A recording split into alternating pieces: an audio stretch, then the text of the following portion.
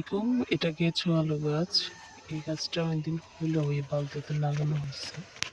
এখন দেখা যাচ্ছে বালতি ফেটে যাচ্ছে। এই একই বালতিতে মিষ্টি আলু গাছও লাগানো হয়েছে, কিন্তু 2-3টা বাল্ব আমি এখানে লাগাইছিলাম আলুর। এখন গাছগুলো মরে গেছে প্রায়। ভাবতেছি কবে এটা খোলা যায়। এছাড়া এখানে মিষ্টি আলুও আছে।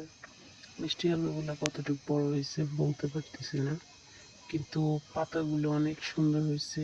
অনেক কলমি শাকও আছে, দেখুন এই শাক খাওয়া যাবে। এছাড়া গাছের মধ্যে ফুলও চলে আসছে, অনেক ভালো লাগে এই ফুলগুলো। আমি প্রথম আলু গাছের ফুল দেখলাম আর প্রথমবারে আলু লাগাইলাম। অনেক সুন্দর ফুল, ভালোই লাগে দেখতে। মিষ্টি আলু গাছ লাগানো অনেক সহজ। এরকম মিষ্টি আলুর ডালগুলো মাটিতে পুঁতে দিলেই শাক গাছ হয়ে যায়। তারপর ওখানে আলুও হয় অনেক বড় হওয়ার পর। আমি অবশ্যই এটা শাকের জন্যই করি। আলু এখনো পাই নাই, কারণ আমি মাত্র 2 মাস হলো এই আলুগুলো লাগাইছি। আর এতে এত সুন্দর পাতা হচ্ছে, এই শাকগুলা খাওয়ার জন্য অনেক উপযুক্ত।